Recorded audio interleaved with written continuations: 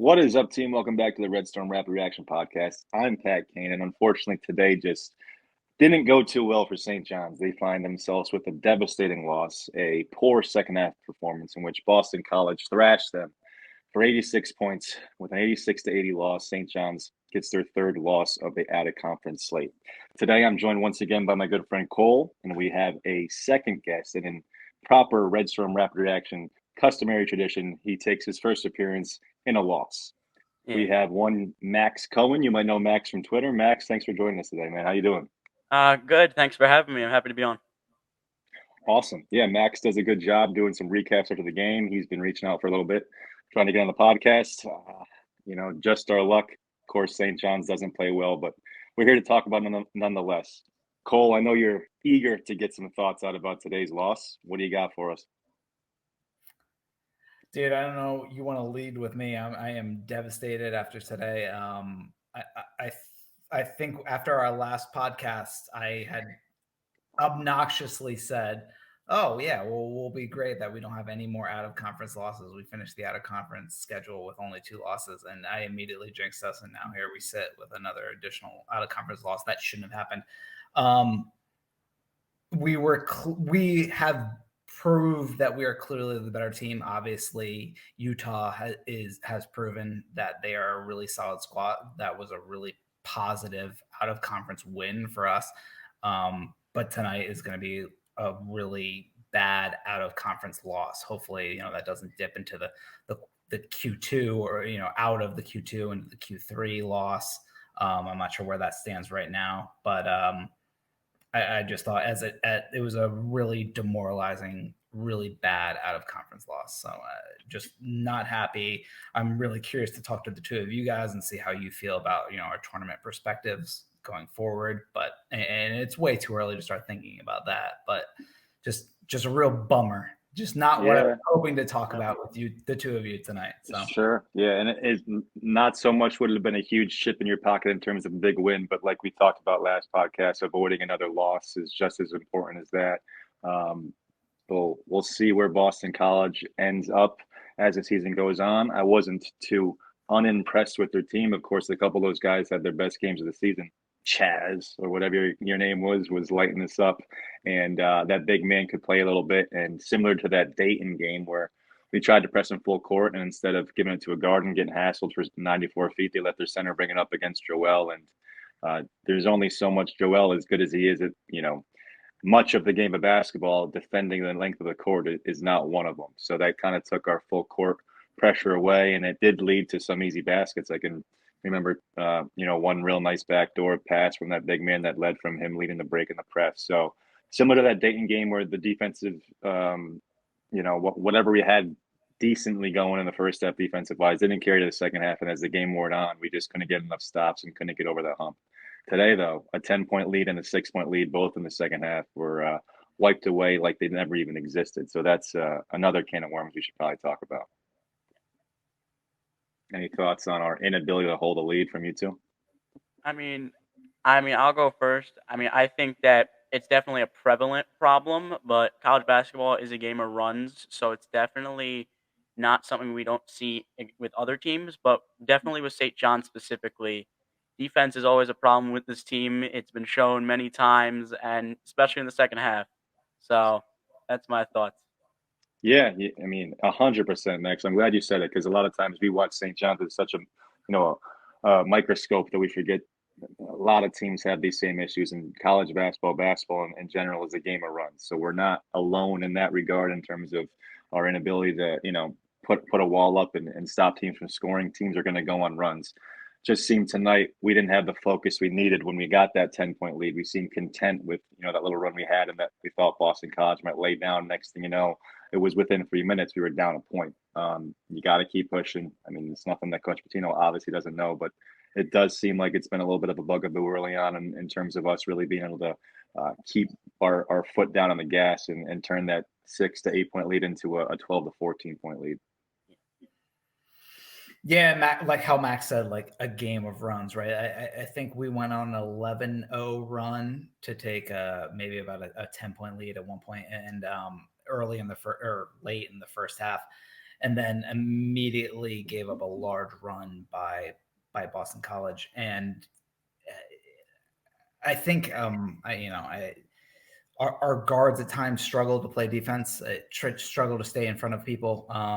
As much as we love Glenn Taylor Jr., I don't know. It seems like he had a tough time.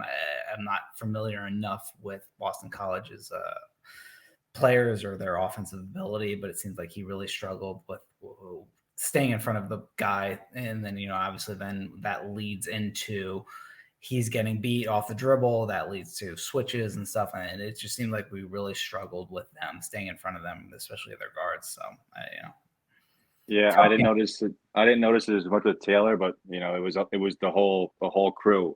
Jenkins and Dingle, especially, were getting beat at the point and the pressure. They were getting, a couple of times they threw passes at half court, and we had nobody back in the paint, and they were off to the races. And then in that second half, were we not guarding them on the perimeter? I don't know if you can say that, but we sure as hell weren't stopping them from getting clean looks off. It wasn't like we were running guys off the line, all out closeouts. They were able to catch, kind of get in rhythm, and we were hoping that we'd luck into a few misses, and that just wasn't the case. That Chaz guy hit one, I think his first of the year, and those other guards hit a few as well. But really, defensively was the problem. Our guards stopping penetration. We rebounded fine tonight. We killed them on the offensive boards, but not enough defensive focus in terms of keeping the ball out of the paint, stopping the point of attack. And when we only turned it over, I don't have the number off the top of my head, but we didn't turn them over an obscene amount of times. When we weren't turning them over, they were getting good looks and leading the baskets. And when you give up 86 points, that's generally the case.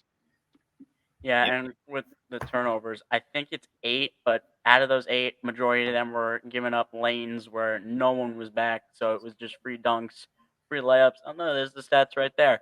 But yeah, majority of that was just free lanes and just easy buckets. So yeah, so we had, let's see, only 7 fast break points. Points off turnovers. Let me see if I find it. Oh yeah, they had 13 turnovers, so we were able to, turn them over quite a bit. But still, when you're pressing the full length of the court for most of the game, you'd expect to force quite a bit of turnovers. 13 isn't, like I said, an obscene amount. And when you give up 56% shooting for the rest of the game, it's no secret why you're in the hole that you are. But unfortunate to lose a game where you can see we led for over half the basketball game, close to 24 minutes. Boston College only led for less than 10 minutes, and they were able to win by 6 points. So a game we certainly could have won, a game many of us would say should have won. Unfortunately, we do not come away with the victory. Joel Soriano, again, had a fantastic game. If we ever name this award, it will be the Joel Soriano Player of the Game Award. I think he's got everyone but one again this season. 35 minutes, 21 points, 8 for 12 from the field, 11 rebounds, 5 of those offensive, and was, pretty much every good thing we saw in the second half was centered around Boston College, either trying to guard Joel or not being able to guard Joel. So another great performance for him, another step forward. If we can get everyone else around it in a form, I still believe this team can make a run to the tournament in March. I'm not sure if you guys have changed your thoughts there or have any opinion on the potential for this team. Obviously, tonight wasn't a great look, but it's a long season. So any thoughts on that? Dude, yeah, I don't want to So, I mean, just staring at your plus minus stats that we have here, Nahiem Alleyne, people have been screaming for him to get more minutes. Obviously, he had a rough night tonight. I don't think that's really indicative of the type of quality of player that he is, but I think he had a rough night tonight. I think if we want to talk just in general about how we feel about the ability to make a run here to the tournament for this team, I think this loss tonight to Boston College might damage that long-term thought. Hopefully Boston College can stand up long-term as a team. And that's not quite as bad of a loss as we're originally thinking that it is right now.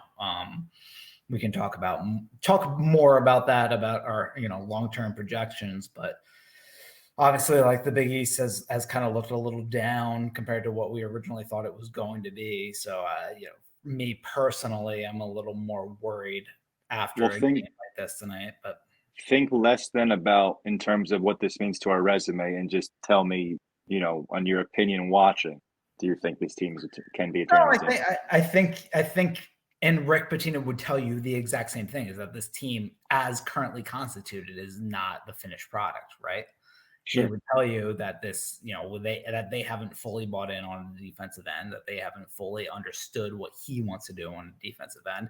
He would tell you that he hasn't fully gotten them to understand their offensive assignments. From just looking, if you wanted to look at minutes per game, he's got a guy and a 3-star guy in Simeon Wilcher who's only getting 6 minutes so far. He would tell you he wants him to be his backup point guard, averaging way more minutes than that. But with all that said, you're running out of time as we start to dig in here now into conference play. So I don't want to be the negative Nancy of the bunch, but See, my thing is, I don't think there's anything resume-wise that we can erase. If we're the quality team, we'd have to be to make the tournament anyway.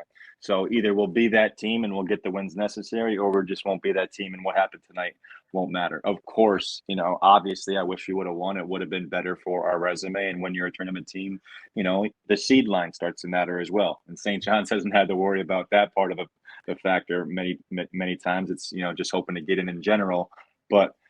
I go back to thinking, if St. John's truly does get better as the season goes on, do they have the requisite pieces, if playing at their best, to be a tournament team? And I still think they do. I still think if you have Joel Soriano as a center, getting 30 minutes a game, and you have quality players around him, which I think we have enough of them that are still trying to figure out how to play together and still have to iron out some kinks, especially defensively.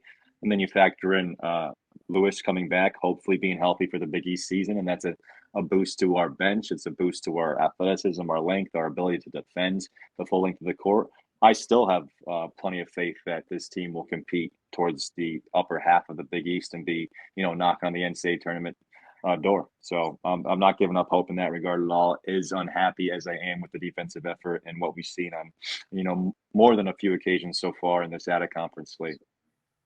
Yeah, Max, what say you? How are you feeling at this point of the season with our obviously aspirations that we want to make the tournament, that's the end goal, to win a game in the tournament?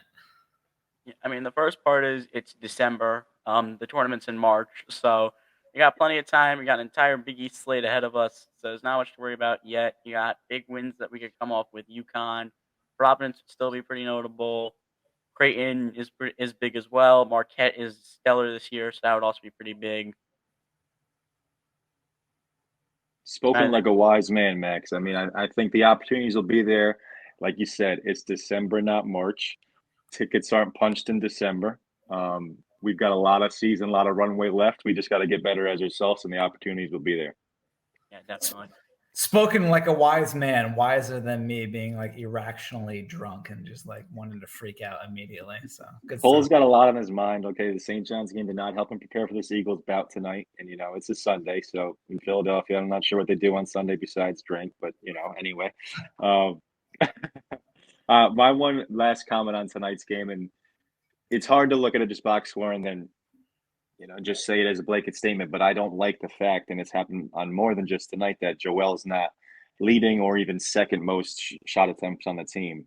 Tonight, Ledlum, Jenkins, and Dingle all took more shots than him, all shot worse than him percentage-wise, all scored less than him. So Soriano, 8 for 12. There's no reason for him to not have a few more looks at the basket in my mind. Feed the guy. Showed last game a good ability to pass when the double came. Keep on feeding them, keep on working on the movement around them, and I think it will only lead to good things. Plus, a lot of these shots by these guards seem like, not the best of looks. It's not like we're only shooting exclusive great shots from those perimeter players. So I think we could make a concerted effort to get more looks for our big man on the inside. Yeah. And I'll make one final comment as well. I think a few people are probably screaming, "Where is the depth?" And it's there, but it's not. They're not getting a lot of minutes for some reason. Wilcher and Ejiofor have both been getting a lot of minutes in my mind as of late. So I don't know what the difference was in this game. I feel it's the perfect game for Wilcher and Ejiofor to get more minutes, and Dunlap's also been getting a lot more minutes recently. So surprised to see he only got 2 minutes. We were just talking before you jumped on, Max, me and Cole, and we were both saying how we thought Ejiofor looked good, and in a general sense, he's been trending in the right direction. Unfortunately, the only bad thing about having Zuby on the floor is it generally means that Soriano isn't on the floor during that time, who is, without question our best player. So either they've got to figure out a way to be creative and play those two together, maybe with some zone defense. I think you can get away with having Joel play somewhat of a high post option to have Zuby play the center on offense if you're willing to get creative. I'm not sure. We haven't seen that yet. Wiltshire he's really given him, not so much leeway. He's really taken his time developing him and not throwing right to the fire. I know Cole wishes he'd get a longer leash. Defensively, I think he's much more ready than he is offensively. Doesn't seem like he's ready to really cut into Jenkins' minutes in terms of using Wiltshire yet, and I'm not sure if that will happen anytime soon. Not that it shouldn't. Not that I don't think he could be playing alongside of them as well, but he does seem hesitant to kind of take the training wheels off with Wiltshire at this point. But Lewis, I think, will be a big help to that bench. Not either if he's starting and that pushes someone down, or if he's part of that bench. I think it's another guy who will get 20+ minutes and then could fill in a lot of those roles those holes we have seemingly right now. That's the problem. It's tough to sit here and diagnose like who should be getting what minutes at any point, because RJ, I think, completely changes this entire dynamic of the minute distribution. I think he 100% eliminates any minutes being played for the backup power forward. I think he immediately becomes Ledlam's backup immediately. I think he starts to dip into sort of he immediately is a creator from the offensive perspective. I think he immediately becomes an offensive juggernaut. We'll see what happens once he comes back. Hopefully that those shin splints heal. But I got my fingers crossed. I never had shin splints. Either you guys ever had shin splints before? Thank God not. But I can't imagine that it would be incredibly painful. So God bless the kid. Hopefully he gets better soon. Yes, I've got my fingers crossed.